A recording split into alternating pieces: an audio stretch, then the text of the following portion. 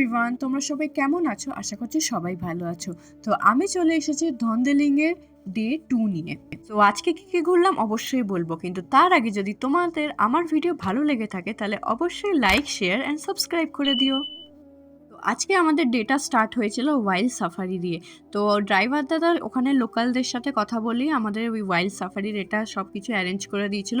But আমাদের driver দাদা বাস একটাই ইনস্ট্রাকশন আমাদেরকে দিয়েছিল যে তোমাদেরকে ভোরবেলায় আসতে হবে। যত ভোরে আসতে পারবে তত কোনো অ্যানিমালস দেখার চান্সেস বেশি আছে। তো আমরা সেই মতো 6টার সময় চলে গেছিলাম ওখানে। তো এখানে পৌঁছে আমাদের জিপ রেডি হয়ে গেছিলো। এবার আমরা ঢুকছি হচ্ছে মেন জঙ্গলে।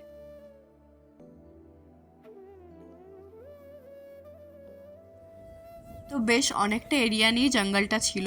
আর আমার তো মন থেকে ছিল যে যদি বাঘ দেখতে পাই খুবই ভালো হবে। কোনোদিন ওইরকম সামনে থেকে বাঘ দেখতে পাইনি, মানে কোনো দিন ওরকমভাবে সাফারি দেখিনি, বাস জুতে গেছিলাম আগে ছোটোবেলায়, তো ওই একবারই দেখেছিলাম।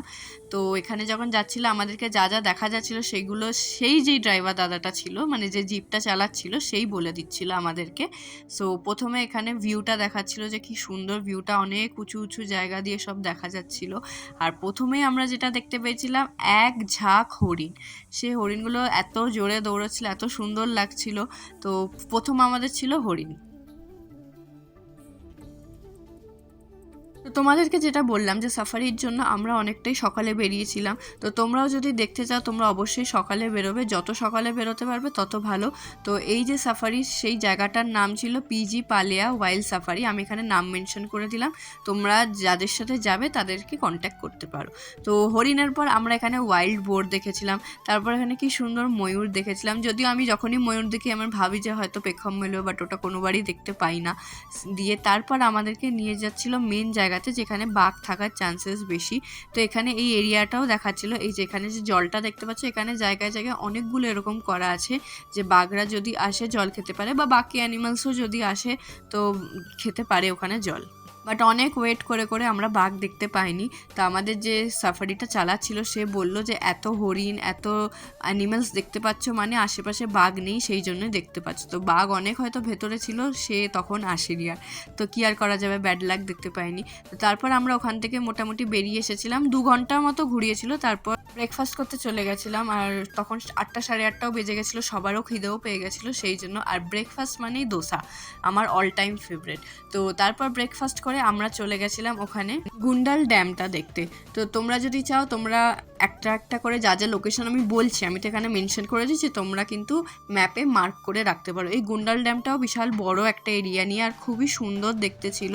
মানে ড্যাম মানে তো জানোই এমন কিছু না যে দেখার আছে, বাট যেইটুকু দেখার মতো তোমরা যতটুকু পেরেছি আমি দেখাতে, যে ভিউটা রিলেটেড অনেক কিছু দূরে একটা এরকম জেটি টাইপের ছিল। তো এখান থেকে ভিউগুলো খুব সুন্দর আসছিল। তো এটাই দেখার, ভীষণ রোদ ছিল, ভীষণ গরম ছিল, মে মাসে গেছিলাম। বাট তোমরা দেখলে তোমাদেরকে ভালোই লাগবে। তোমরা যদি সন্ধ্যাবেলা যাও আরও বেশি হয়তো ভালো লাগে, বাট হ্যাঁ রাতে হয়তো খোলা থাকে না, ম্যাক্সিমাম বিকেল অবধি খোলা পাবে, কারণ এখানে ঢোকার আগে আরেকটা মেন গেট থাকে যেখান থেকে ঢুকতে হয়। সো ওইটা দেখার পর তারপর আমরা চলে এসেছিলাম হোটেলে। সেই প্রথমে লাঞ্চ করে নিয়েছিলাম, আর সেখানে আমার ফেভারিট মোমো, যেটার নাম চিকেন সাভালা টাইপের কিছু একটা ছিল, আর থুপকা নিয়েছিলাম।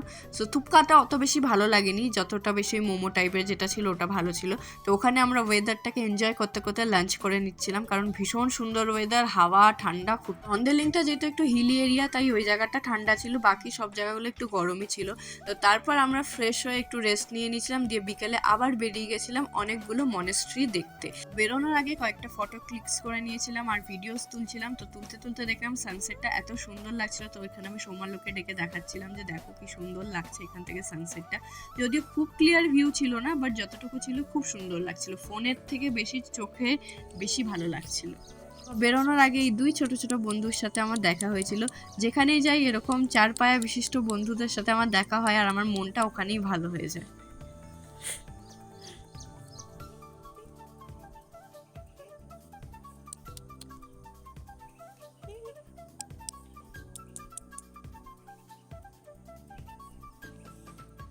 তারপর এখান থেকে বেরিয়ে আমরা প্রথম যেই মনেস্ট্রিটাতে ঢুকেছিলাম তার নাম ছিল টানা মনেস্ট্রি। আমি এখানে সব নামগুলো মেনশন করে দেবো যতগুলো মনেস্ট্রি যাব, তোমরা চাইলে গুগল ম্যাপে মার্ক করে রাখতে পারো। তো এই সব মনেস্ট্রিগুলোই আমাদের রিসর্ট থেকে 8 থেকে 10 মিনিটের দূরেই ছিল, খুব বেশি দূরে ছিল না, পরপরই সব ছিল। তো তোমাদেরকে আগেই যেমন বলেছি যে এই পুরো ধন্দেলিং জায়গাটা টিবেটান মনেস্ট্রি উপরেই বেস করে, তাই অনেক সুন্দর সুন্দর মনেস্ট্রি এখানে দেখতে পাবে তোমরা। আমরা বেছে বেছে 3-4টে গেছিলাম, তো এটা ছিল প্রথম তানা মনেস্ট্রি। একদম ভেতরে ঢোকা যায়নি, ভেতরে বলতে ভেতরে ঠাকুর আমরা দেখতে পাইনি, বাইরে এরকম ঘুরে দেখছিলাম।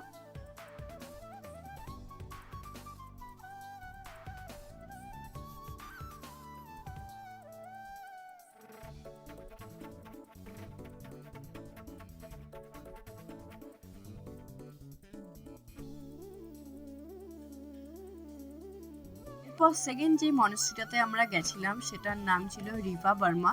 এখানে সব মনেস্ট্রিগুলোই কম বেশি একই টাইপেরই দেখতে, খালি তোমার এন্ট্রিগুলো হয়তো একটু আলাদা আলাদা হতে পারবে। এটাও দেখো খুবই সুন্দর ছিল, আমরা তো সামনে থেকে দেখছিলাম, ভীষণ সুন্দর লাগছিল।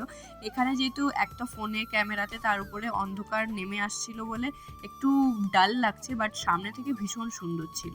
সো এখানটা দেখার পর আমরা লাস্ট তারপর একটা মনেস্ট্রিতে চলে গেছিলাম, সেটা ছিল জোচেন মনেস্ট্রি। একমাত্র এই মনেস্ট্রিটাতেই আমরা একদম ভেতর অবধি যেতে পেরেছিলাম, বাকি সব মনেস্ট্রিগুলোর আমরা বাইরে থেকেই দেখতে পেরেছি। এটার হচ্ছে একদম ভেতরে আমরা ঢুকেছি।